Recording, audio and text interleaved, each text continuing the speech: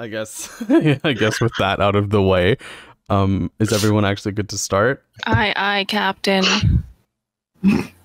Yeah, I'm ready. I'm ready. Yes. I need you to start saying that from now on, Alex, whenever you're ready. Just say it as dry as possible.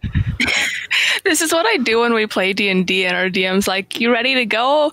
Every single time. And then someone starts singing the song. So it's great. Well, I would do it thing. I would play it over thing. I would play it, but like copyright. So, okay. Oh. No. Is that song copyrighted? It can't be, right? It's like what is that word? What something is not copyrighted anymore? Public domain? It has to Is be. the SpongeBob song public domain? Pirates, Google. Pirates are from the 1800s, right? Or the 60s.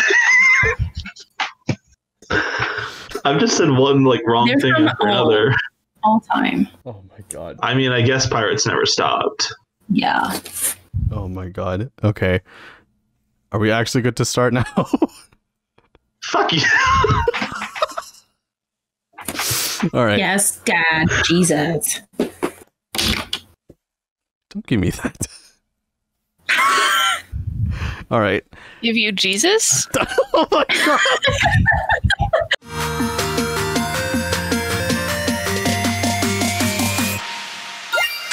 I don't buy it. Just go to fucking therapy. If I develop Sims, delete the channel. Fuck capitalism. We need to start a revolution. And you know what? I'm gonna say it. I can't replace a fire alarm on my own. Technically, 25 is technically used. Say your morning routine.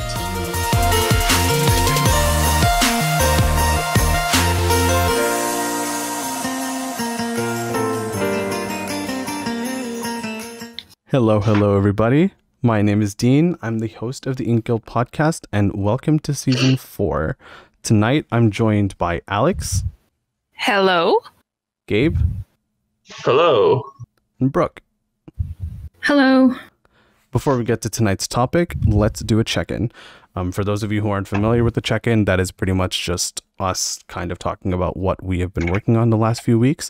And there's been some time from the end of season 3 till now, so I'm pretty sure a lot of us have plenty to talk about, or, you know, us being us, maybe we don't.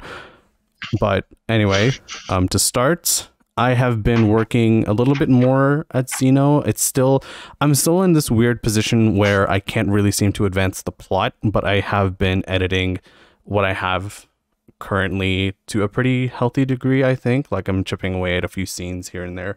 I've also been drafting up poetry that I either post on Instagram or kind of just keep to myself in case I have to vent about something. But other than that, yeah, that's all I've really been working on. Alex, how about you? What have you been working on lately?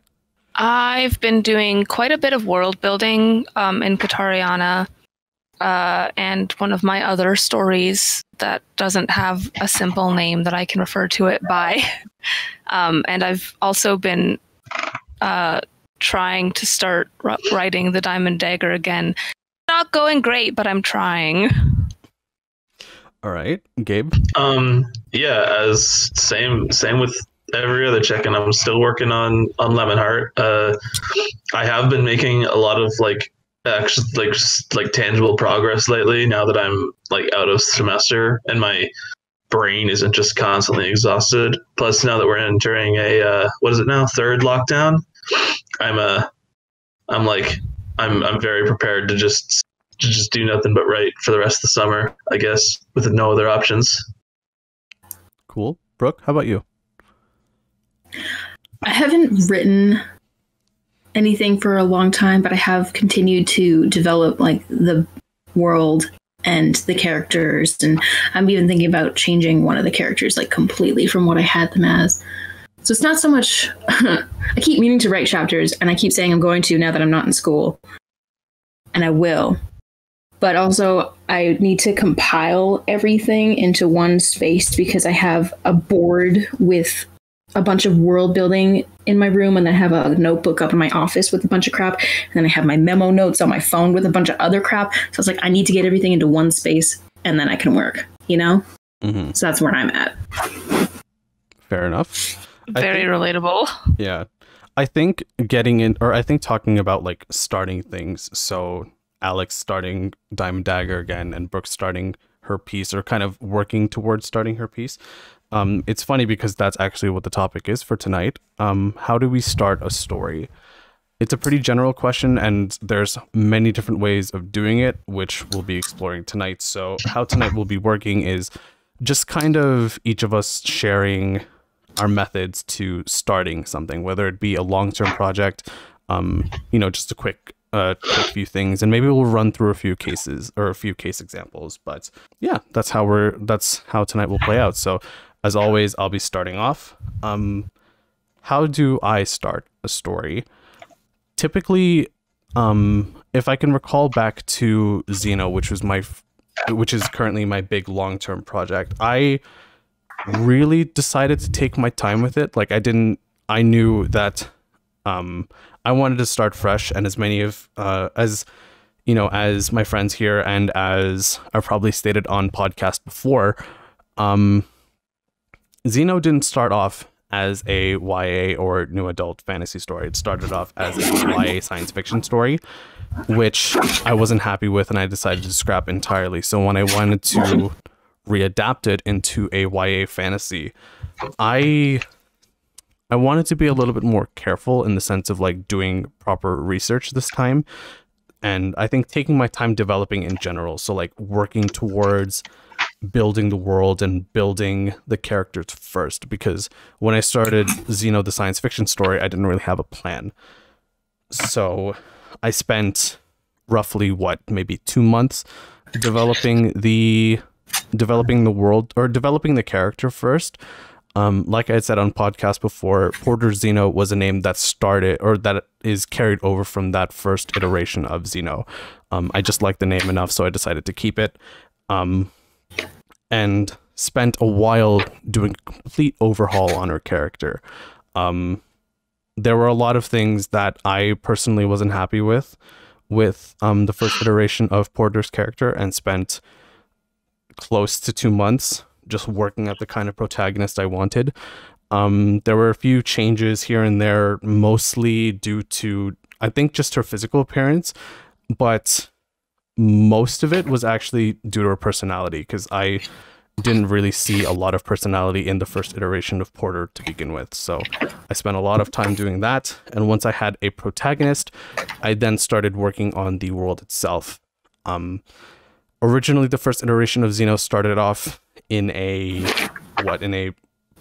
futuristic Seattle, because I like writing about I like adding a lot of sentimentality to my stories, and I lived in Seattle for quite a long time. But I realized just then, moving it from sci-fi to fantasy obviously needed a change in landscape, so I then spent another few months building the world itself. And it sounds like this is a super methodical process, but it really wasn't. It was more like if I was doing school or if I was at work, if an idea popped into my head, I would jot it down, see where it fit into the narrative, and then go from there. But that is, I think that was my process with Xeno. All of my other smaller projects, so postcard stories, poetry, probably even just like a few sentences or something, those would be started, or I would typically start with those through music. So as I've stated on podcasts before, I also like listening to a lot of music as I write, and I think especially before I write too, because then if I just like a song, or like if I like the attitude and mood of a song, then that'll give me the inspiration that I need to start something. But yeah, I've been talking for quite a while, so I'll hand it off to Alex now. What would your kind of general way of starting a story be? A lot of my stories have started out as like long-term daydreaming sequences, essentially. That's how they tend to start. That's how the characters come to me. That's how the general plot comes to me. Is just me, like, in my head going, oh, I'm a character, this is my situation. I just kind of let my mind take me where it goes. And then I tend to like, play through a whole like story scenario a couple of times. And then when I get to a point where there's certain parts that always repeat because I like them enough, that's when I start like writing it down, figure out who the characters are, what kind of world they live in, and kind of go from there. In terms of like actually writing, I'm very much like the kind of person that I won't really start writing until I have a lot of details figured out, because I find if I don't have a lot of details figured out, then everything just kind of gets away from me and then nothing makes sense, which is very frustrating. So yeah, I definitely tend to I prefer to have, a solid, these are all the characters, these are the relationships to each other, this is what the world is like, before I start actually writing. And I can apply that to most of my like big projects. Well, it's interesting in your case because some of the projects that you've had, you've been like, you started them like really early, back when you were like, what, like 8, 9, something? Yeah, Diamond Dagger. The very like the barest bones of that story came into existence when I was 8. Mm-hmm. And then other stories such as Crown, that started a little bit later, right? That was, I would have been 14, I think. Mm-hmm. Okay. Yeah, that was like early high school. Yeah. And then I have the other story I mentioned earlier that doesn't have a name. That one's also been in development since I was like 6 or 7. So it's going through like a complete overhaul right now, though, because I am not happy with it.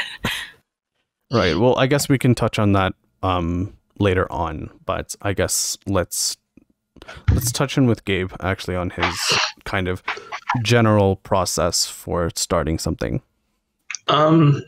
Yeah, this is something that I've been thinking about a little bit lately, because I have been like starting some new ideas, and like just like in my downtime between working on my big project, I'm working on like some like smaller, shorter stories, and I've been just trying to like figure out how to really start this. This has been on my mind a little bit lately. I know for me, a big way that I usually start stories, especially like horror stories, is like it's usually like a really small idea. It's like usually for me, it's like a scene or something, or that I'll think of, and I'll think of like one scenario or like a title or something, and then I'll just like, and I'm not good at like actually thinking of like okay, like sitting down and trying to like think of a story idea, but like I think, and then once I've got to the point where I sort of have an idea, that's when I can sit down and I can start like being like, okay, where's it going to go from here? Like the one that I'm working on right now for short horror is like, I won't get into the details because Alex doesn't like horror, but it's a body horror short story that I'm temporarily calling Porcupine until I can come up with something a little bit more horror sounding. Awesome. Thanks.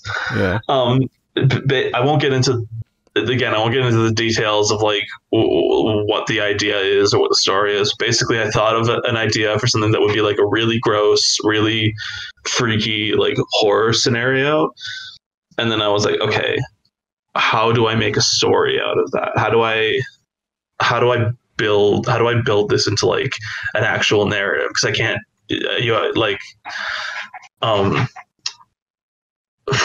and it's, I don't know, the process, the actual process for like starting a story is very like almost brain dead. Like it's not something I mean, if there's like an actual method to it, like I think that's in the outline. We'll get to that later.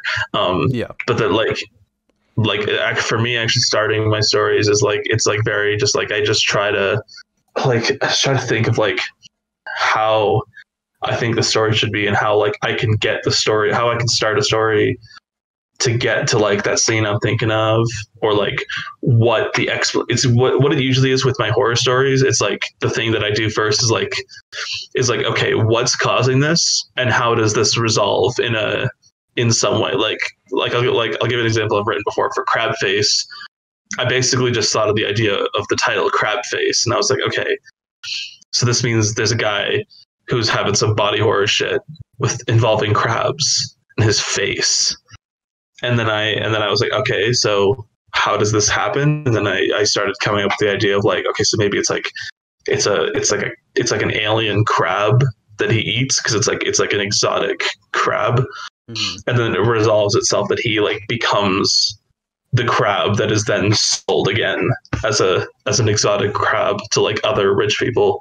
And that was like, so that was basically, I'm skipping a lot of steps on how I got to that point, but basically it was like, it just started out as like a really tiny idea. And then I just sat down and brainstormed and smoked a lot of weed and just really like tried to hammer in like, how the fuck do I make a story out of this?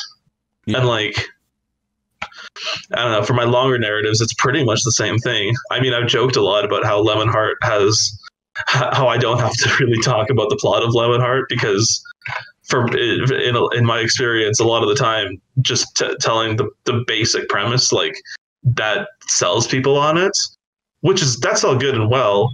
But what I really need is like, what I really needed when I started writing it was I was like, okay, I have this goofy, insane premise. I need to actually build a narrative out of this. I need to, because like it was originally like in the very first draft of Lemonheart, it wasn't even called Lemonheart. It was some other bullshit. Right. And it was literally just the bare bones. There's a crazy guy in the apocalypse.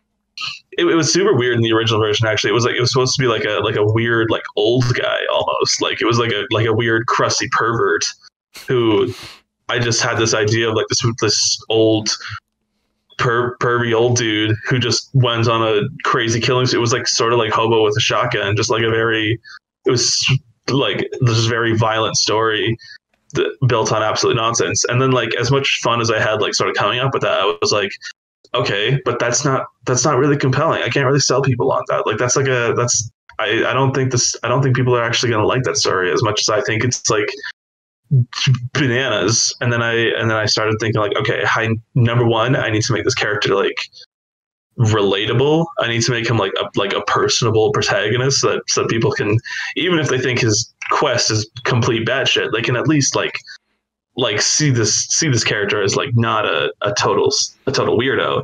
Mm-hmm. And then like I thought, okay, and I have to actually build that into like a narrative. Yeah. And like that has to expand into something. Yeah. And that's how I started like really brainstorming, like, okay, and that like it stopped being about the porn necessarily, and it started being like, okay, I had to sit down and be like, okay, what caused the war?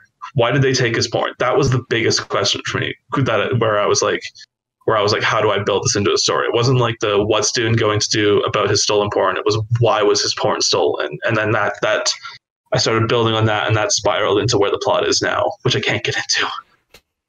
Okay, so I was just going to comment earlier, but basically now that I have the time to, it's kind of like, I don't know if this is correct, like the correct way of phrasing it, but it starts off with a single idea, and then you just kind of let it snowball from there. Initially, that's how it started?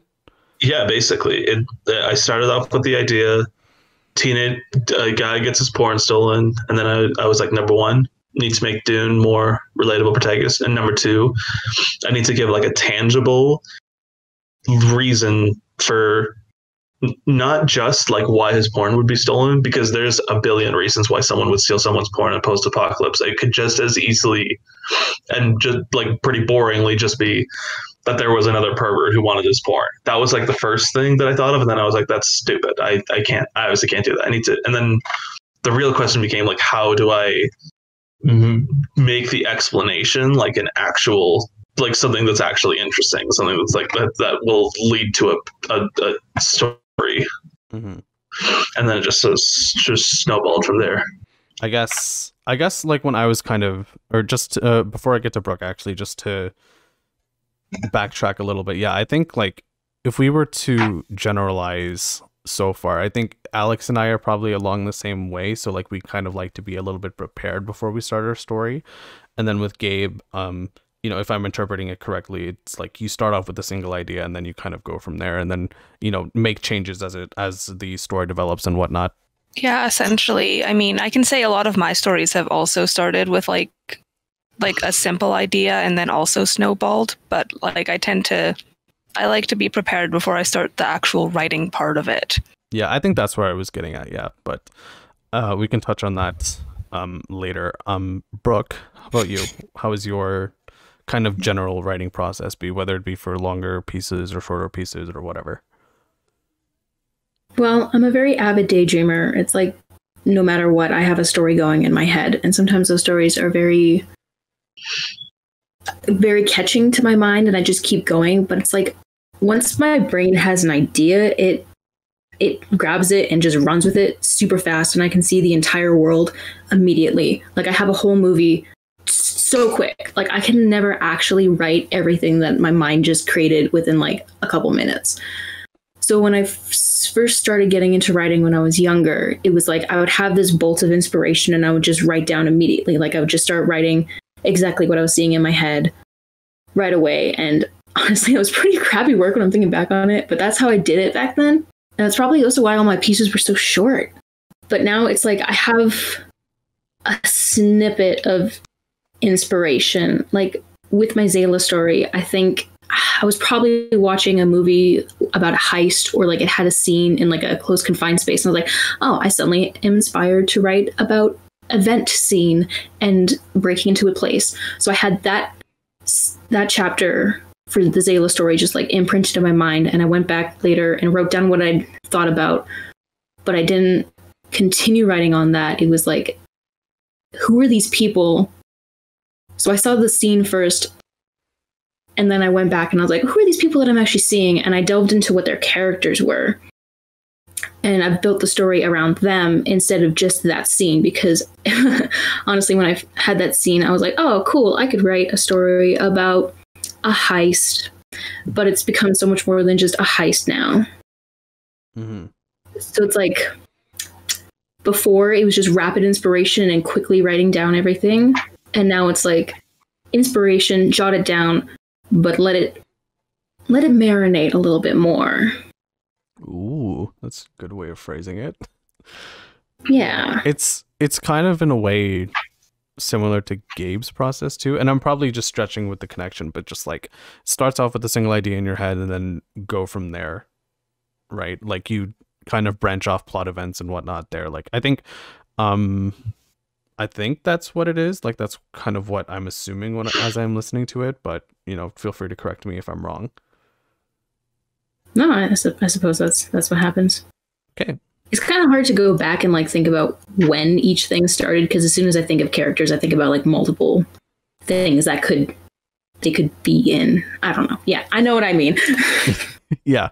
You know, like thinking about the vent scene, it's like I'm pretty sure that was the first time I had Zayla in my head, but it's just like I have so many scenarios with her now that it's like I'm not positive that's where she started. Mm-hmm. Yeah, I got you. So it says in our outline that I wanted to touch on the discussing like the actual process itself, but I think most of us have kind of done that already. So I think by discussing the process, I mean like let's just talk about how we got here. And I'll try to keep mine short because I kind of explained it when I was talking about my generalization. But basically, my process for starting works has kind of always been rooted in music, particularly instrumental music, and lately I've been incorporating a lot more lyrical elements to it. But basically, music has been the ground of it, and I don't know, like it always seems to inspire me a lot more than just kind of sitting in my head and and imagining things. Like having it, I don't know how to phrase it in a way that'll make sense, but it's kind of like an energy drink, kind of. So like the second you down it, then your head starts running, right, with the energy in you already. And it's the same thing with me. I like having the music in me basically before I start going. And I think that's what's been working for me so far. Like that's how I can comfortably start stories. Obviously I account for like, you know, the ideas that pop into my head and whatnot, but for it to be consistent, then music definitely is like the biggest part of that. Alex, how about you? How did you get to your current process? It's just kind of stuff that I've always done, I guess. Like I was that kid that always doodled in class. Like I have a ton of characters, and like a lot of times those characters come about because I want to draw something. Like I have a ton of magical girl characters, for example, in one of my universes. And that came about just because I had these characters that I liked, that I was like, what would they look like if they were magical girls? And I kind of started doodling them as magical girls. And from there I was like, okay, now I'm going to come up with a magical girl story for these characters. And that's kind of like what a lot of my stuff has done is it's just, I need to do something with my hands while I'm, you know, like in school. So I end up drawing characters, and then those characters kind of become stories. Or I draw a lot of maps, and then, you know, I figure out like what kind of stories take place in those worlds. Or like I really like designing clothes and stuff as well. That's another interest of mine. And so I'll just like draw characters in fancy outfits and then come up with an excuse to have, you know, like a ball in my story, you know. Yeah. That's why I have a lot of like royalty in my stories, is just because I like drawing characters in fancy clothing. Yeah, so in a way your process is kind of defined as the narrative itself begins with things that you already had, if that makes any sense. Yes. So like you have said characters A, B, and C. Like you know how they are personal, like you know how they are personally, and then you develop the narrative from there. It's like, I'll be honest, a lot of my stories have started out very fan fiction-y, where like I'll like a character from another media, and then, you know, through the process of trying to change them up in some way, they become my own characters. Mm-hmm. Which sounds really weird when I say it like that, but that's honestly the truth. But yeah, it's very much like a physical, like I draw a lot. And so I like, honestly, most of my characters are based in that like transformative process of being able to like put something on the page and then put like a picture into words instead. Mm-hmm. If that makes sense. Yeah, I got you. It's ultimately your process, right? It's just kind of figuring out why. Yeah. If that makes any sense. I complete off note, but I've started ending my sentences with that because of you. I'm sorry. No, because like I was always uncertain of my way. I was always uncertain of the shit that I said. And I think me just saying that is just like, okay. This is what happens when you become friends with someone. You start picking up their speaking habits. Yeah, honestly. And that is a whole other conversation. And then you notice your friends picking up on your speaking habits, and then you're like, wait, why do I say that actually? Yeah. All right. So I guess that's understanding Alex's writing process. Now let's try to understand Gabe's. So he is kind of already, you know, he's explored already how that's affected or how that's working towards Lemonheart, but like regarding this, like I don't want to call it the snowball effect thing, because that's not really what it is. It's starting with a single idea and then going from there. How did you get to that? Well, I mean, I kind of ripped it off. I watched this video. There's this interview with Neil Gaiman where he essentially talks about it, and like he talks about it in a way more concise manner than like I could. I watched this video like when I started seriously getting into writing. And it was basically for a class. Like I had to just find an interview with an author and talk about their writing process. And through that, I was like, hey, that's actually not bad. But basically he talks about how like the writing process is not really like starting out with something genius. It's like, you start out with something stupid, and then you just like, you start making connections and you start just making associations. And the example he used was essentially like he was like, he tried to come up with like the most ridiculous premise possible and try to build a story off of that.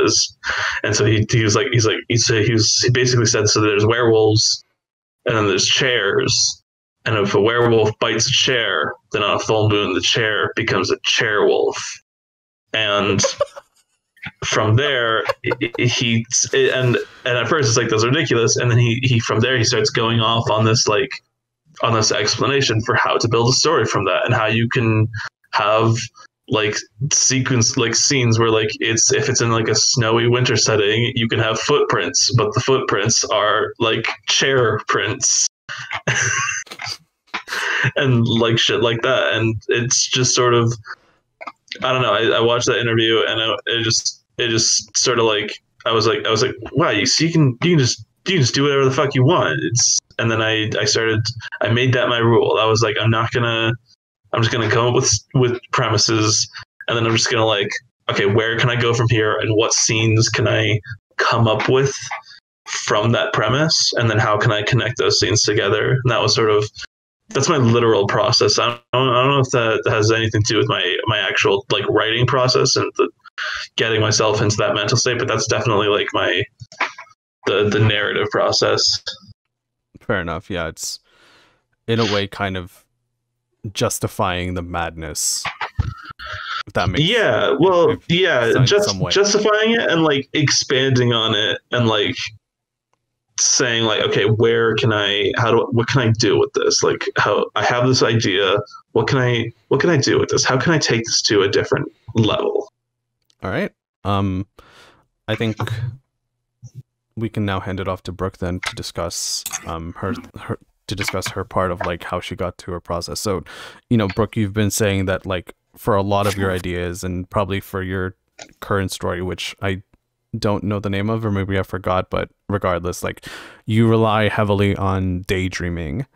Is that kind of where you've gotten a lot of your best ideas, or has it just been the way to get like consistent ideas in general?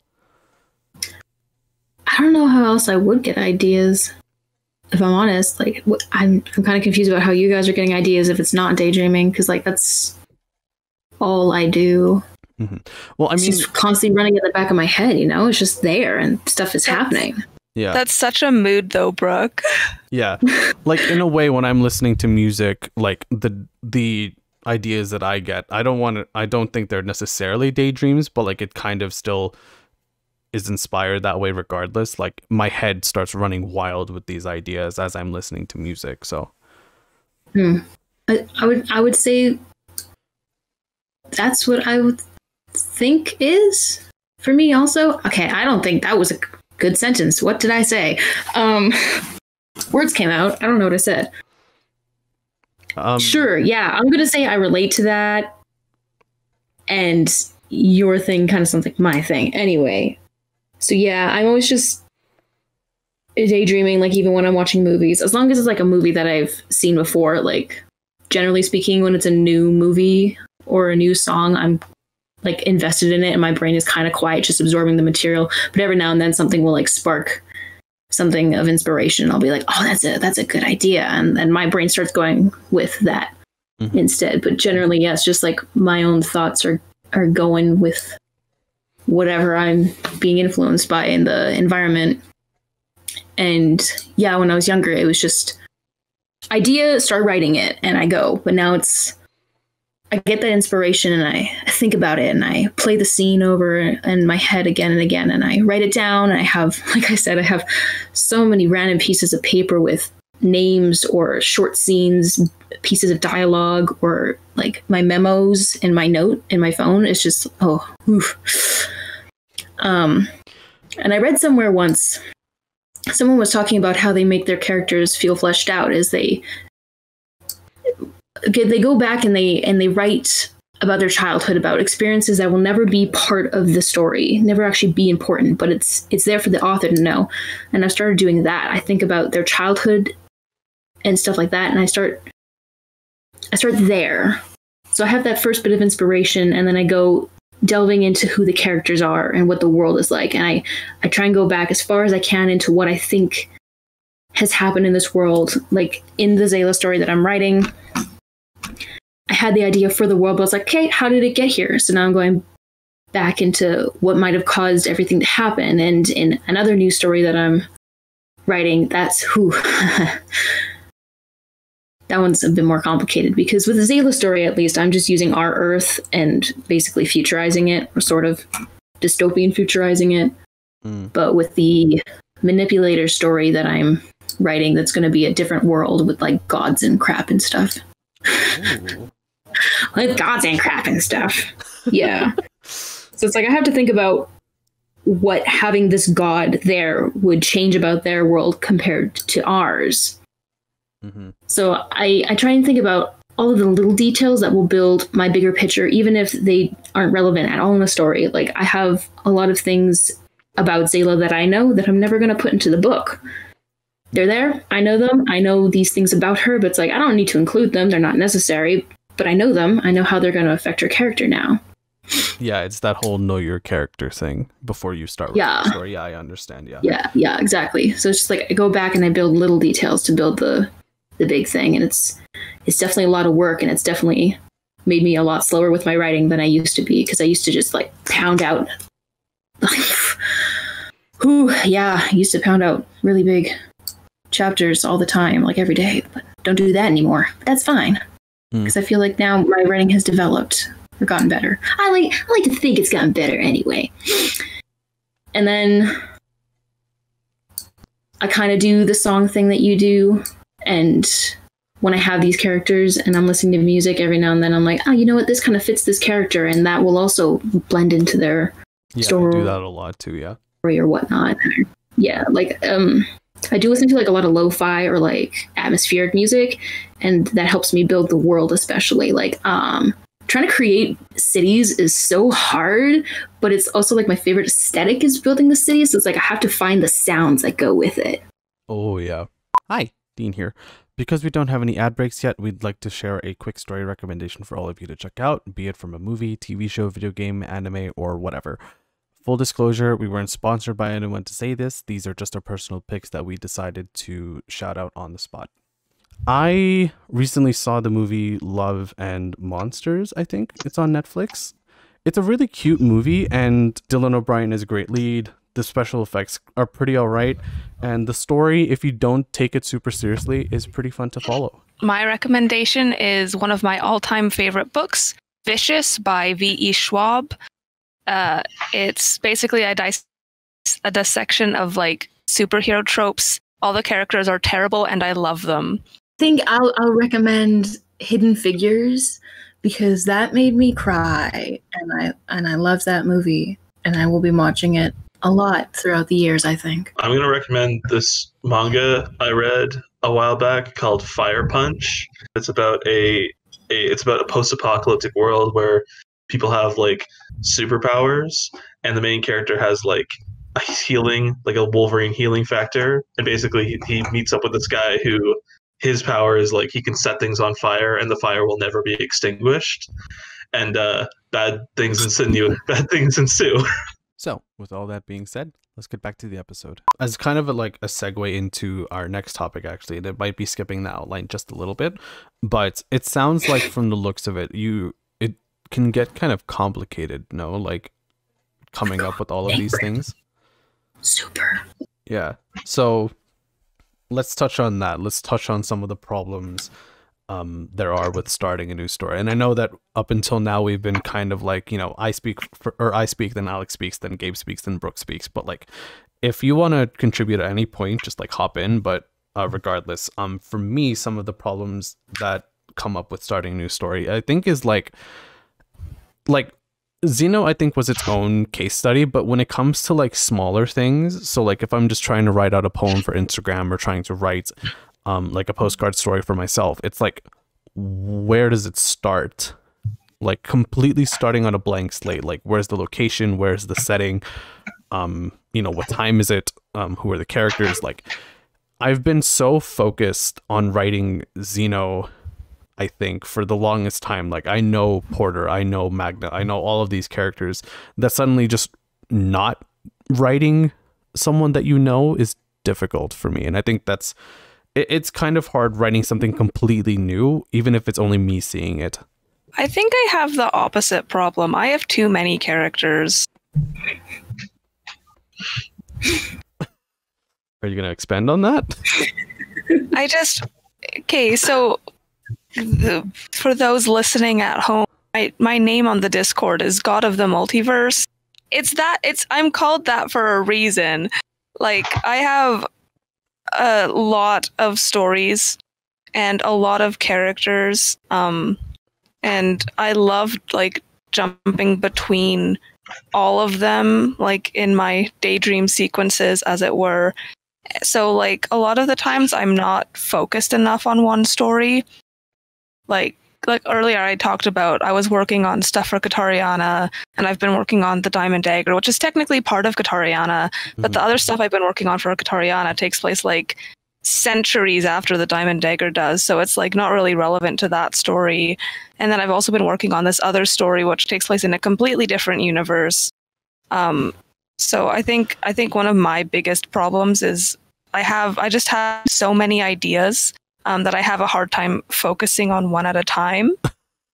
Yeah, I can definitely attest to that. And Alex, you can feel free to stop me if I'm suddenly touching on something too sensitive. But yeah, I think like I can definitely agree that having known you for a while now, once you have an idea in your head, especially one that like you're really, really down with, I don't want to say it completely overrides everything that you're currently working on, but you do go on like a little side tangent focusing on that one thing for a while.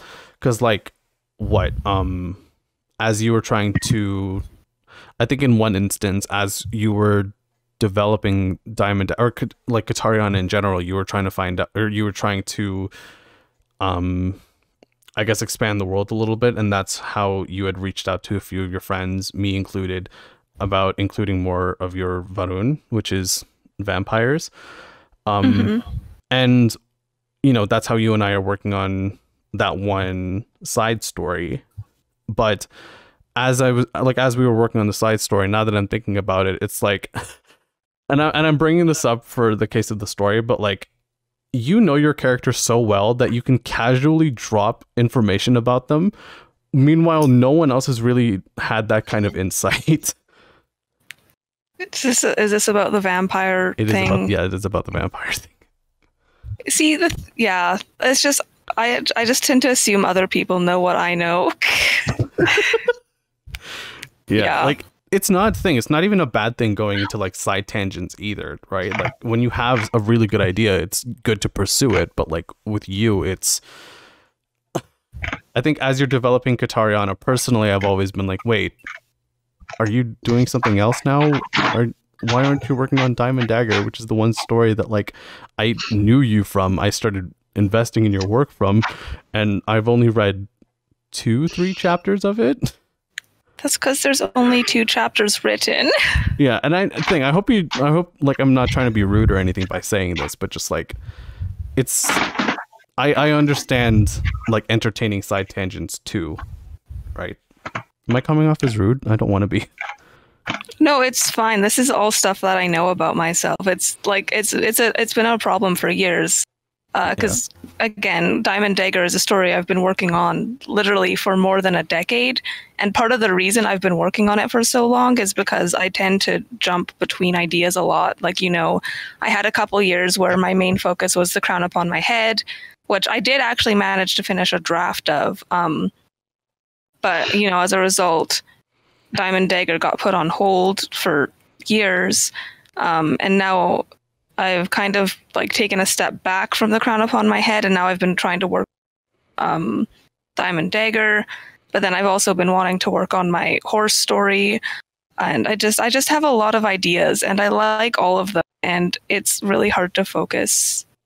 It is on one at a time, just because I have so many.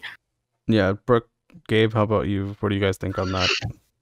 Because like you guys have a lot of ideas too. Like Brooke, you were saying just like a few minutes ago that like you had like papers worth of like ideas.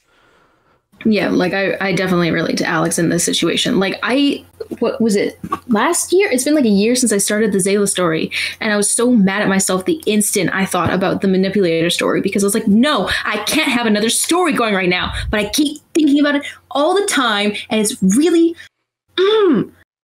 it drives me insane because I have all these neat details for it. I'm like, this is not the story I need to be focusing on. And I've done that for years. Things clash and it's like, this is not what I want to be focusing on, but it's what's in my head right now. Yeah, I feel that.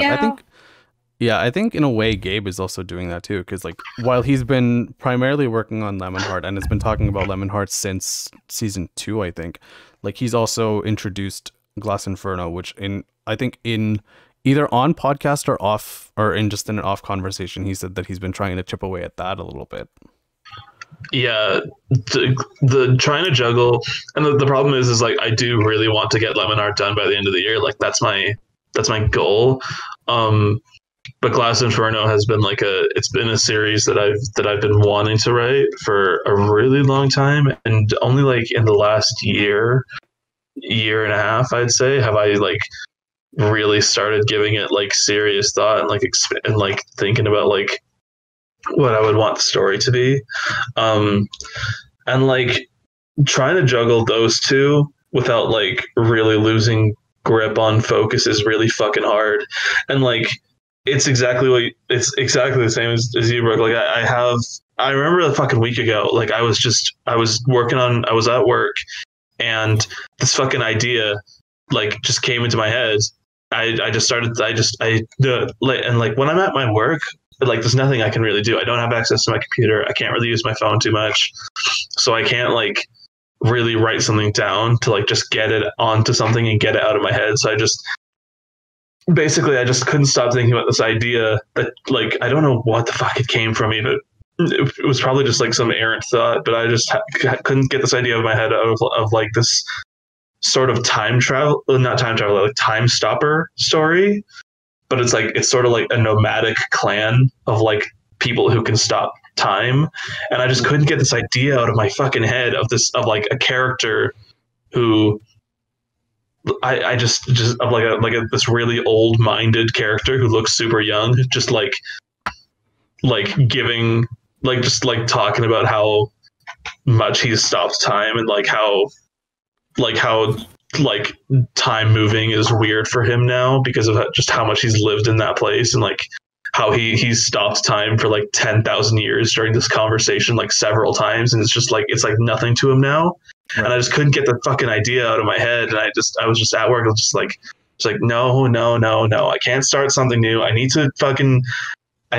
have my fucking book to write. I have potentially 2 books to write by the end of the next 2 years. I can't fucking start something now, because if I start something new now, I'm never gonna get all 3 of them done. So right. Yeah. So and it's basically that's one. I think that's one major issue I have when I'm starting a new story, is just like trying to just stop thinking for a minute. Yeah, it's be consistent. I think it's more or less trying to be consistent with either one idea or like a series of ideas within the same narrative, which, you know, I think that's just obviously a generalization for what we had been talking about. But for me, I think I struggle pretty much the exact same way. So like I am not working on multiple big projects. Xeno has been the big project that I've been working on for a while, but where I struggle with, I think, consistency and having a bunch of ideas is just a whole bunch of scenarios and quotes and actions, I think, generally, that could completely derail everything that I've been working up until now. Because I think of this, like, I think of quotes that I say that pop into my head that like Porter says, or Magna says, or Ureli, the mom, says, like all of these things. But when I really sit down and think about it, I don't even know if it'll fit into the narrative or not. And that could then it's like rewriting the whole story. And I've done this before. Like, it's like rewriting the whole story just to accommodate this one quote. And therefore the plot never gets pushed. Right. I'm either spending so much time thinking about building this perfect scenario up to this quote or up to this action scene that I really had to start limiting myself on that, because like I had said, the plot wasn't progressing and nothing was ever really getting done. Right. So I think whereas I'm not struggling trying to balance between different projects, like I still struggle with like really trying to be consistent. And that is my own issue. Gabe, how about you? Do you have one more you want to touch on, or? I think that's like the major. I think that another issue I have when I'm starting a new story is like accidental plagiarism almost. Oh yeah, because I definitely also do that thing where I'm like, if I'm trying to think of like a scene or something, I might watch something that I really like or something that inspires me, and then I'll like go to write, and I'll find myself sort of writing like a carbon copy of something from. It's like not even like I'm trying to like rip it off, but it's almost just like it's imprinted on my brain, and that's all that I can come up with. And that definitely sucks for two reasons. Because number one, it's like once I realize that I've sort of fucked up, that I'm like, man, fuck, I'm a fraud, and I just start freaking out about that. The other problem though, the problem that I really run into with that is if it's something that I like really, really like, then I can't get it the fuck out of my head, even when I realize that it's like basically stolen, and I have to really work to like either get rid of it or make something that, or create a completely new scene, but that evokes that same feeling in me almost.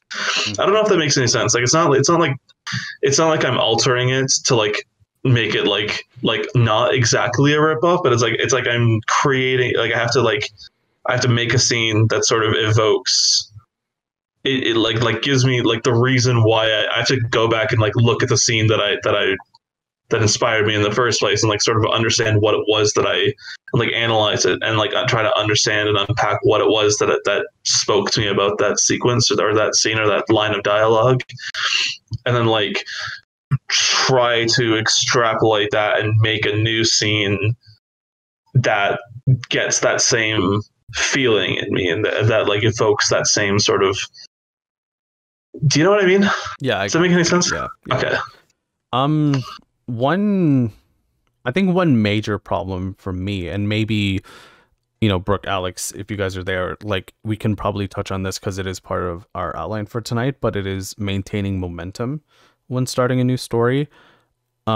This I think is kind of an overarching problem for me personally, because I think when I start a new piece, I think considerably if it's just a shorter piece, like if it's a story for myself, I need to get it, like in the back of my head, I almost feel like I need to get it done on the day of, or at least a grace period of 1 day, because if I don't touch it for anything longer than that, I would have completely lost the inspiration to do it or continue.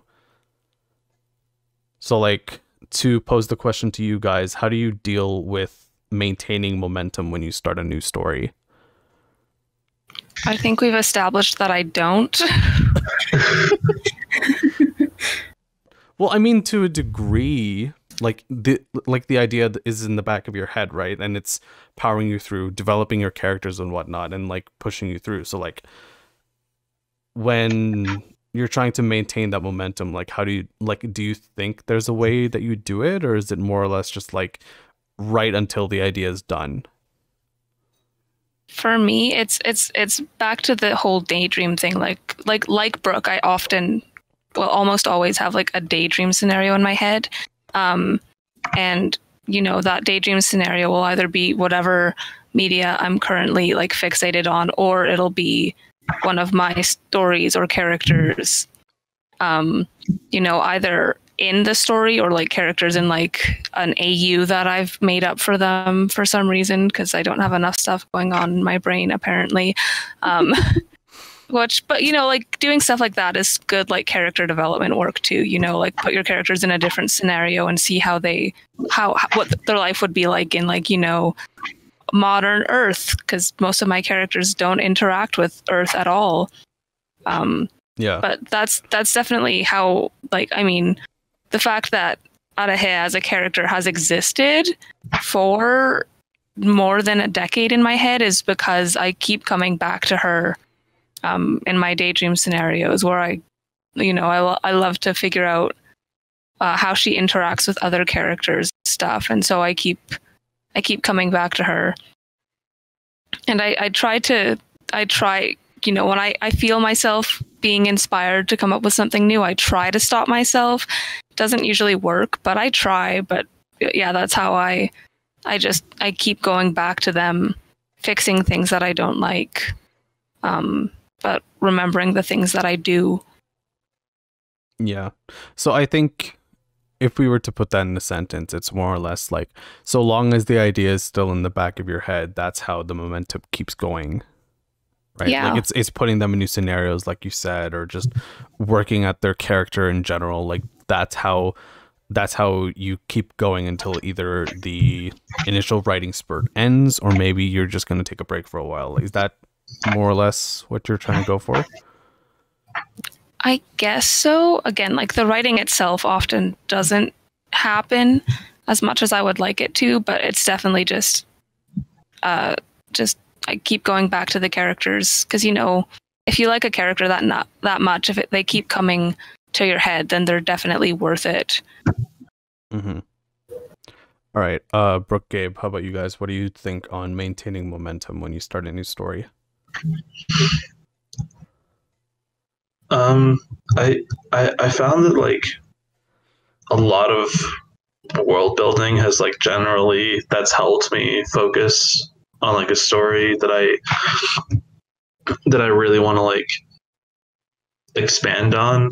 Almost I've that's sort of like what's helped me a lot with Lemonheart is like outside of the actual narrative, like just coming up with like what I think. I know I joked the other day that like world building in a post-apocalypse story is like super bare bones because there's almost no world, but trying to make it like not just like a barren wasteland, and trying to like come up with like characters, not just, and like characters and like factions and like beliefs and like that sort of stuff that helps me like sort of stay in the mindset of like of the world. Mm-hmm. And like and the story, and like what really helps is like trying to come up with stuff, and then like as I'm coming up with world building, I'm also like trying to like think of how, because one of the sort of, I don't know where I learned this or if I learned this from anywhere, if this is just something I picked up on, but I've noticed that like in a lot of stories that I like, a lot of the world building generally seems to be on some level like in service of the narrative, like in some ways incidental, in some ways very like blatant, but like it's very like there's world building elements, there's elements of like the just the way shit is in these fictional societies that are like built to be narrative devices for certain plot threads to happen. Like this happens in like Full Metal Alchemist a lot. Like there's just like a lot of stuff about Amestris in general that is sort of seems like it's written like not in a necessarily incidental way, but that it was written deliberately to like create almost a space for like blank plot point to happen. Right. A lot of the stuff with the North, especially in that series. Mm-hmm. And so that's sort of something that like I try to like work on if I'm trying to maintain that forward momentum with a story. I'll try to think of like factions and stuff, and then I'll try to think of like how those can play into the story and what themes they can attach to that are already kind of in the narrative, and like what plot points or like how they could lead into where I want the story to go and stuff like that. Right. Yeah. And like, I think like, sorry if I may for just like a quick minute. Yeah, go for it. I think, yeah, just to kind of agree with what you've been touching on. Yeah, I think world building does seem to be the way that you keep momentum going. It's because I remember from a while ago when you were still like really like, I don't know when you were starting Lemonheart or like back when I first started or knowing about the project through the podcast, but basically like you talking about these different factions that you had developed kept your interest going rather than starting a completely new project, and I commend you for that. Like that is really impressive, I think. And I think it's the same way for Alex too, like her expanding so much on the world, on different factions, on the races themselves. Like it that I think keeps the consistency going. Like I'd said before that like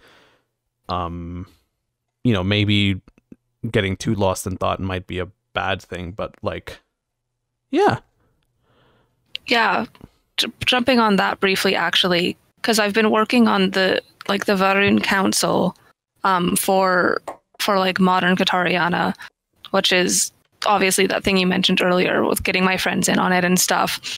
And you know, like if I really think about it, like that's like modern, again, that takes place centuries after Diamond Dagger happens, but it's also really important in developing one of my main antagonists, because she's like the head of this council, and all these characters need to have interactions with her and need to have history with her. And so, you know, even though it doesn't like directly plot the plot of the Diamond Dagger, it will directly affect the plot of the story that follows it, like the sequel.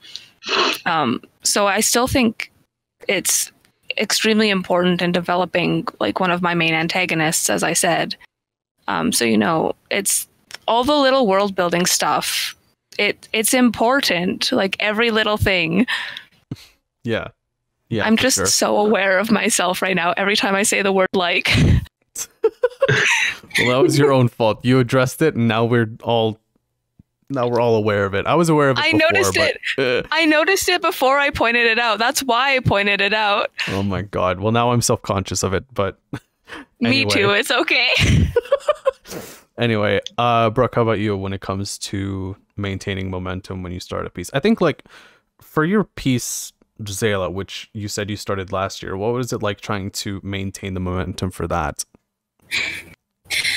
Well, see here, the thing is, I hyperfixate on things. Like, I quickly become like obsessed. Like, it's just that thing that I'm focused on at that moment. The first thing that comes to my head when I say that is when Among Us was becoming popular. I literally just wanted to play that all day, every day for like a week at least. That's just all I wanted to do. But I do the same thing with writing. I just become hyperfixated on whatever I just thought of. And that's like all I want to do. I just want to sit there and write or think about what's happening in that world. So for a while, I'm pretty good with consistency and I can keep going. But then eventually, like all my hyperfixations, I drop off. And I lose motivation to write about it. But at the same time, like I said, I'm pretty sure I thought about Zayla for the first time like a little bit more than a year ago. And I've consistently been thinking about it since that first inspiration and slowly working on it. So I think it's more like, it's hard for me to write without deadlines. Like I definitely wrote more when I was in creative writing classes and I had to get things out to actually have them, you know, looked at and stuff, which makes me kind of jealous of like actual contracted authors and stuff because they have like deadlines. Like you got to finish your book in 3 months, and the author's like, oh shit, guess I better do this. It's like I kind of wish I also had deadlines with real consequences to make me do things. That's such a mood. Yeah, it's like I need the pressure, but at the same time I hate the pressure. Yeah. But at the very least, I just think about, if I keep thinking about it and like reminding myself that this is something I like and I'm passionate about, and I keep coming back to the characters, and then it's easy for me to keep going. Like sometimes it gets overwhelming, like with all the random bits and pieces here and there and trying to tie things together. Like generally I always have like a black spot at least once in my stories where I'm like, I don't know how to connect these two things together. Like how do they get from here to there? And that can really unmotivate me, but I always go back to it, you know? Like it's just about getting back to it, getting it tackled, just eventually doing something. That's where I'm at right now with Diamond Dagger. I'm just like, I don't know what to do for this next scene. I think then we can probably talk about, like, it's not part of the outline, but we can touch on it, and that is, I think, progressing the plot, which I think ties into, you know, maintaining momentum, but in a way it's, you know, continuing the story after you've started it, which, you know, it'll probably be, like, for me, I know it'll touch on a lot of things that I've already said, but basically trying to progress the story after starting it is difficult sometimes, because a couple days ago, like, before I get to that, actually, like, it can be easy when you have a plot line, but even then it can be difficult. And I've shared my plot line roughly with with Gabe and Alex a few days ago. And while I didn't share any intimate like personal details, I did share the structure of it. So I tell myself that I know what happens next, but that doesn't make it any easier actually writing the thing. Like in terms of progressing the plot after starting a story, especially for Xeno, it has been hella difficult sometimes because like things are bound to change. Obviously, maybe this doesn't end up suiting Porter as a character, or maybe this doesn't end up being the big impactful scene that I thought it would be. It's hard to, I guess, kind of look or like progress after starting it, because momentum is one thing, like having the energy to continue writing it is one thing, but like figuring out where to go from the start. What do you guys think on that? Yeah, that's literally exactly what I'm struggling with right now. Like I have the energy to write and I want to write, but I'm just like, I know what happens after the scene that I'm trying to write, but I don't know how to get to that point. It's like I know all the like big like plot points throughout the story, but it's the little like interconnecting pieces between them that I always really struggle with. Mm-hmm. Same here. That problem is like that's a fucking nightmare. Like I don't know if there are books written about that fucking problem, but that problem's like that's a train wreck to have, and I have it constantly. Yeah, like what this character will say. You've thought about what this character would say in this scenario, or like what would happen in this next scene, but actually, what are the words to convey that? If that's kind of what you guys are going for, because for me that's what it's like. Well, it's sort of that, but it's also like just like really tiny connecting scenes. Like, okay, I have this one scene that I'm working on right now where Dune basically like collapses from exhaustion and like hunger, and I have the next scene where this character called the Stranger and Dune are basically they're holed up in like a repurposed like destroyed airplane, and I know that the Stranger gets Dune, and the Stranger like basically drags him there. I know that.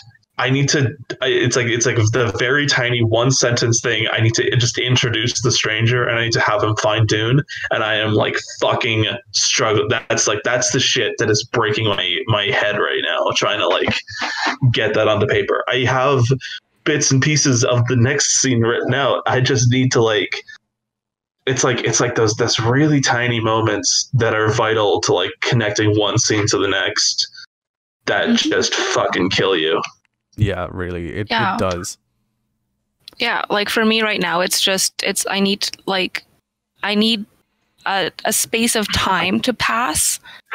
Well, that introduces like a bunch of concepts, but it's just like, getting like starting to introduce those concepts and like having the time pass in a way that like feels natural and isn't like dwelt too much upon, but it's still like clear what's happening. It's always about finding this balance that's so hard to find sometimes. Yeah. Like for me in my story, or for me and Xeno, I'm at a point where I'm pretty much ending Act 2, which, I've explained to you guys already how the act system works, but like I'm nearing the end of that basically. And it's so difficult actually getting to the conclusion because I'm in the middle right now of a confrontation scene as it is. And I'm really struggling with how I'm trying to convey information because there is a lot of, I guess, info dumping, but trying to make sure that info dumping is kind of in a way natural and not, I don't want to say like hard info dumpy, but like it progresses naturally. That is what I'm struggling with right now. But that, I think, is like, it still ties into progressing the plot because like if I'm at a stalemate, then where like the story is at a stalemate and everything else isn't flowing. But Right. Writing is hard, guys. Yeah. Brooke, how about you? Any thoughts on, or like, how is it that you progress the stories in your things? Or like, when you're progressing the plot in your own pieces, how is that for you?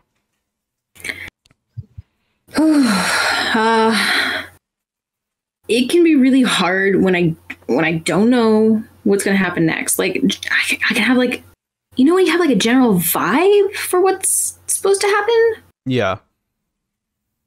If you're past the exposition, or if you pass like the initial incident, I guess, if we're referring to like the high school plotline, like if you're past the initial incident, like the oh shit moment that gets the story going, what's the first step to said story, right?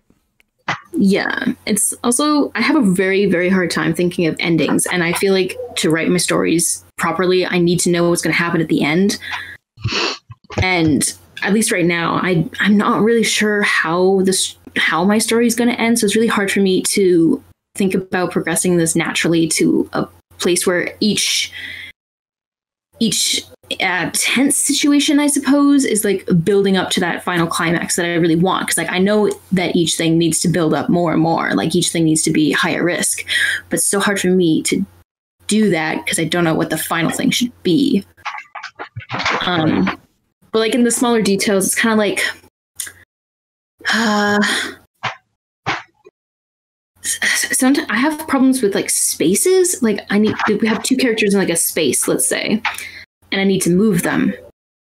And then I just can't figure out how to get them out of that space naturally, or I need them to leave, but then they need to come back almost like immediately together kind of thing. Like there's this one scene that sticks out in my head for this.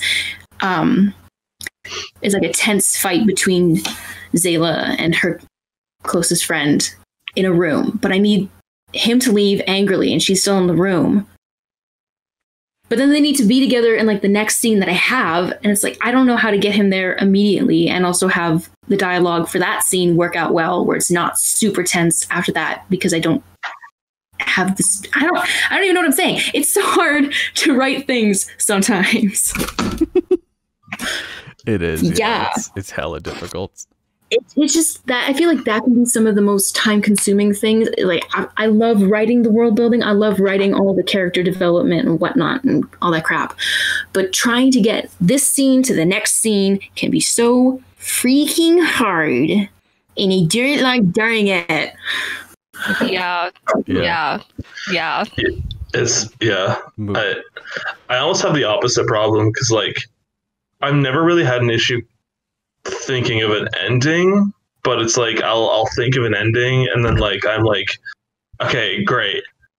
What the fuck do I do? No. Like I spend breath. I'm a little bit worried now. Like I spend so much time like thinking about like what the ending is going to be and like what the last couple of chapters are.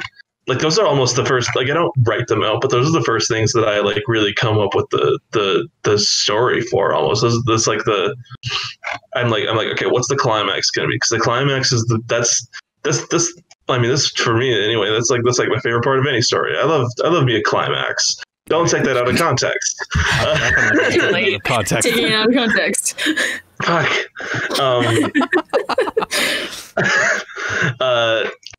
And like, I'll spend so much time thinking about that. Like with Lemonheart, I know exactly how it's going to end. If you prompted me to, I could write the entire last chapter in like a day. I could write the entire last couple of chapters. I know who the big final confrontation is going to be. I know what the plot twist is going to be. I know all of that shit, but it's like actually the making the story get from A to B is so fucking hard. And I'm like, it's basically like, I know where the story starts and I know where the story ends, and in between is like a big jumbled fucking mess. Mm-hmm. And I it's almost like it's like looking at cleaning literally anything in real life. I'll just look at it and it just looks like this big jumbled horrific mess, and I almost get so overwhelmed looking at it that I'm just like I just don't want to do this at all. I don't want to start trying to do this. It just looks too daunting. Mm-hmm. I'm just not going to do it to begin with. I guess then to get into our final subtopic and to ask the question, is there a solution to starting a story? So we've been going on about like what are some of the issues that we've had starting a story, but is there a solution, more or less? Is there a perfect one? Which I would argue no, because simply put, all of these struggles we kind of have to get through anyway. Like, you know, who are these characters and what are their motives? What is the world around them? How does the story progress from this initial start? There are all valid issues, but I think those are ones that we have to face naturally as we write, or as we try to continue the momentum and keep writing. It's not something that like magically can get solved once it starts, because if you kind of go into a new story with all of the answers already, then, you know, maybe you might have a finished manuscript at the end, but was it really the one thing that you would have wanted? I guess, if that makes any sense. Like, if it's like, if you didn't have to face any of these struggles before, like if you went in just completely blind and wrote out a story, then odds are, personally for me, it would have been something that I didn't really spend a lot of time sitting with, and it wouldn't really have been something that I had like put my writing style into, or had fleshed out characters before. So yeah, if there was an answer to, is there a perfect process? I don't think there would be. I think it's more or less just something that kind of we kind of have to go through, right? Yeah, I mean, here's my thing. There's always going to be certain aspects of writing a story that you're not going to like. I mean, I love world building. It's one of my favorite things to do. I fucking hate economics with like a burning passion. And I've been avoiding figuring out how economics work in my world for literal years, because I just don't want to think about that part, even though I know it's like essential world building. So like, you know, there's always going to be certain things. And I think that applies to like, you know, actually writing too. There's going to be certain parts that you're always going to get stuck on. But I think, yeah, I also think there's no perfect process, because everyone's going to write differently. And so you just need to find a way that works for you to power through and keep going and don't give up. Because again, I think no matter what your story is, it's worth it. Yeah. Alex brings up a good point, actually. Yeah. Like, if there was a perfect process that everyone could rely on, then suddenly there's no uniqueness in the story. Yeah, and it would, writing's an art. Yeah, everyone's going to be different, and that's what makes it beautiful. Yeah, like you may have different characters, but ultimately it's still progressing through a very similar hero's journey in a way, right? Or if you're writing just a postcard story, if there was some kind of perfect answer to that, or like some kind of perfect start to writing a postcard story, then it's like, then I think no one would really kind of see the individuality in your postcard story. It would more or less feel kind of similar to everything else before it, right? And this perfect answer isn't supposed to be like, you know, some kind of perfect form or anything, or some kind of perfect writing structure. It's more or less just like, how do you solve all of the issues that we had been talking about before?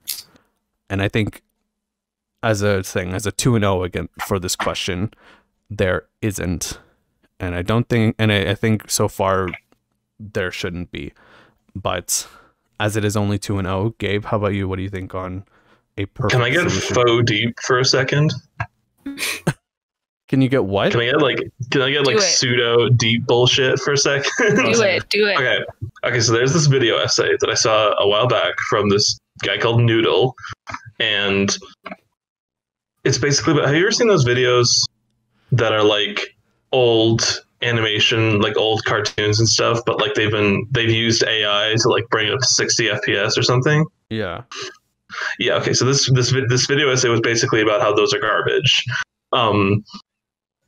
And how like that's a fucked up idea. And basically what he was talking about was how it's sort of like ties into the idea of like getting from A to B narratively, and how like with animation, a lot of animation is like you'll have like one frame and then the next frame, and like it's an animator's job to like try to to draw, like make a drawing that like connects those two frames together, and or maybe more frames. Who knows? Who fucking knows?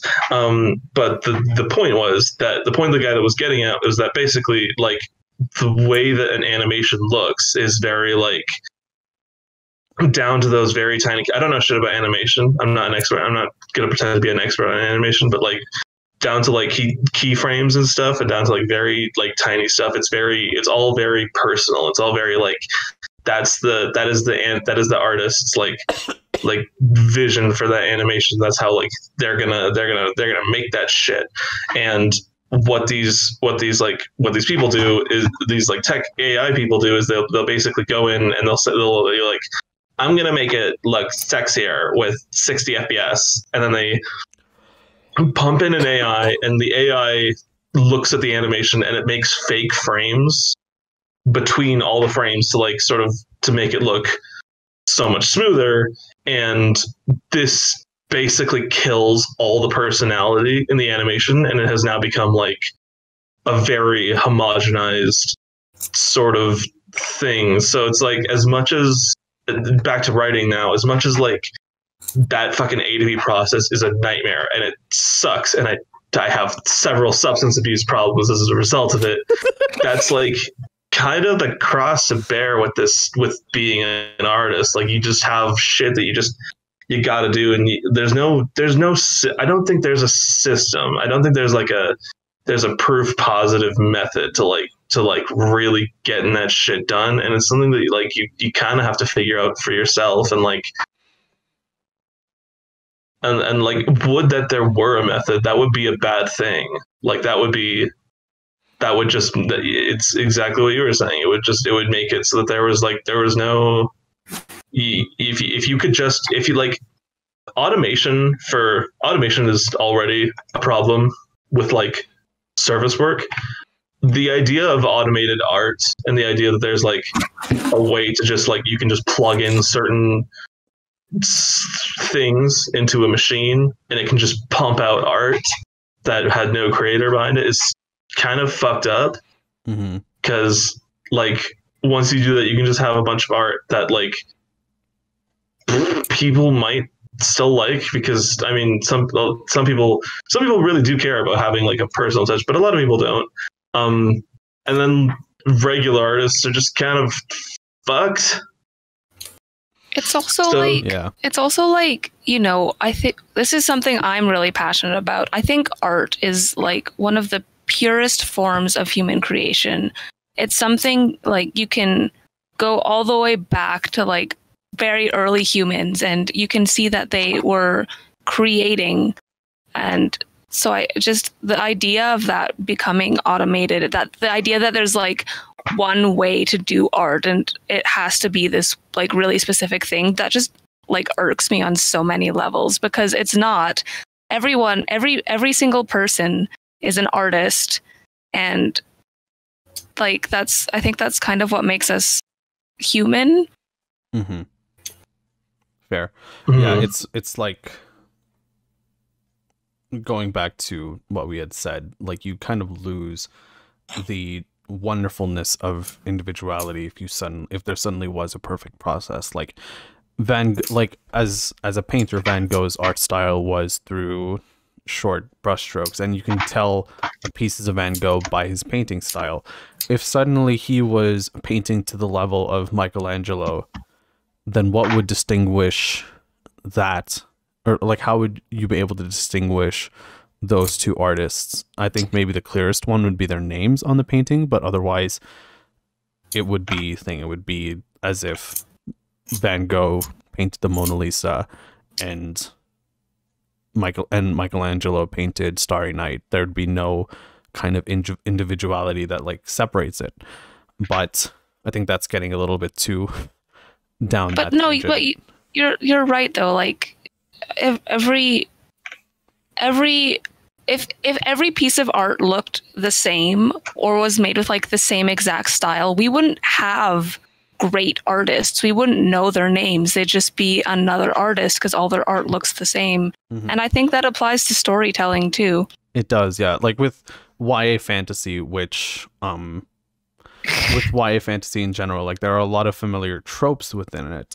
There are a lot of familiar character archetypes, plot beats, and whatever. But you can still tell Lee Bardugo's work from Sarah J. Maas, and you can still tell Sarah J. Maas's work from Cassandra Clare, and so on. It's not just different book covers that separates these YA authors. It's their writing style. And that should be a thing. Like, if it were all still under a similar process, we would get what? We would get Throne of Glass written like Shadow and Bone or something, and who knows if that's a positive or not. Brooke, how about you? Do you have anything to add on to that? Is there a perfect process? There is not. Ow. And I was thinking about it, and it's like, if we didn't have this struggle, how would we write about people having struggles? Like, everything in life is a challenge or a struggle. Not everything's going to be easy. Everything that happens is what makes us who we are. It's like, how can we write anything if we don't experience these challenges? And if it's challenging, that means you're trying your best to make it good, which means that that final product will be worth it. And like, I don't know, plot holes, major bummer, my guy, but plot holes also give a rise to the opportunity to make something great. Maybe that plot hole was just an open window to making the story better. So it's not going to be easy, of course not, but that's just part of the journey. It's like when people used to take pilgrimages in the olden days, like in frickin' Chaucer's Canterbury Tales. Not easy, but they were for a good purpose. Just like writing, it's not easy. It never should be easy. Nothing in life that's good is easy, but it's worth it. Mm-hmm. Mm-hmm. I think that's a good way of ending tonight's conversation then. I don't really have much else to add on to that. Well, me personally, I don't know if anyone else has any kind of last bits of advice or things to bring to new authors, because, you know, this is a podcast for any kind of writer pretty much. So yeah, any other last words of advice, guys? Or for me, I just think it's, remember that no matter how much you struggle, your story is worth it. It's worth it, and it's something that connects you to other people. You know, storytelling is a form of connection, and we all need that. So no matter how much you struggle, persist, because it's worth it. Yeah. I think to echo that too, yeah, all of your stories are individually unique, and however you decide to write, like however decide to start your story, just stick true to what you know. Don't be afraid to entertain side tangents here and there, but ultimately work with what you've got and be proud of your individuality and your writing style, because that's your own. Anything else, guys? Don't be afraid to like expand on something that you might think is stupid, because a lot of good stories started out stupid. I'm willing to bet if you look at some of your favorite movies or your favorite books and you whittle it down to the bare nub, you're going to think it sounds stupid. So, like, if you come up with an idea and you find yourself thinking like, actually, that's stupid, don't let that stop you. Just think, oh well, maybe I'll write something stupid, and then you keep going with it until it's stupid but beautiful. Nice, yeah. You're good. You just want to echo that? Yeah, totally. Cool. All right. Well, that's a good way of, I think, ending this episode and starting season 4. Like we had said, or like we had said earlier, season 4 is underway as of this episode. So please do keep a heads up for that. But otherwise, thanks everybody for listening in. You can find the InkGuild on Instagram, Twitter, and TikTok at the InkGuild. We also have a Twitch account, the InkGuild_Twitch, but we don't unfortunately stream much because Wi-Fi up here in Canada sucks sometimes. But anyway, if you want to find all of our information and everything that we've been posting so far, but don't have the time to check out our YouTube page, we have a Wix site, theinkguild.wixsite.com, where you can find seasons 1, 2, 3 of the Ink Guild podcast, the shorthand recap series, and a few other side projects on the side. As well, you can find all of us individually through our social media, particularly through Instagram, but we also are connected on other websites. And I think that's it. As always, we'd like to do a closing segment, which typically would be honorable mentions, but I think for this closing segment, you guys are aware of the topic list, but the general audience doesn't know that yet. So with this first episode, which of the topics are you guys excited to explore this season? Oh, there's some good ones this season. I am excited for May 11th's recording session, which will be going up the week after. So basically, I'm excited for episode 3. As well, I'm also excited for episode 3. I'm excited for episode 39. I'm also excited for episode 43. Same. And 44. Episode 39 is going to be really fun. Episode 40 is also going to be really fun. Episode 43 is going to be really fun. I'm just excited. There's a lot of good ones. Yeah. Episode 42 is going to get a little spicy. That's all I'll say. All right, Gabe, what are you excited for this season? Well, I mean, I'm excited for episode 44. I won't get into why, because I don't want to give it away, but it's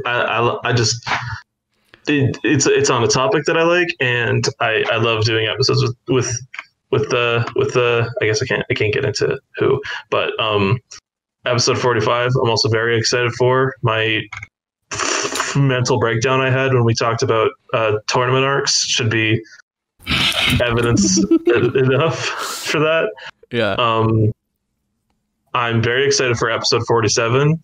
I don't know who I talked to about this, but I have plans for that one. I am going to lose my mind. That was me. You told me these plans. I told you my plans. I'm going to I'm very excited for it. I'm going to induce mental illness for that episode. Yeah, those would be my 3 that I'm very hyped about. All right, Brooke, what about you? What are you excited for? 39. Just 39? There are other ones. I am aware. So sorry. Good. It's so good. Yeah, 39 and for 41. Yeah. All right. Well, I forgot to mention this, but I am also excited for episode 38, which is the next episode preceding this. We have some new people joining us that session, and I'm very excited to introduce them. But until then, thanks for listening, everybody, and have a good night. Get the fuck out of here. Okay. Bye, Raid Shadow Legends. I'm just kidding. I love you. Okay, bye.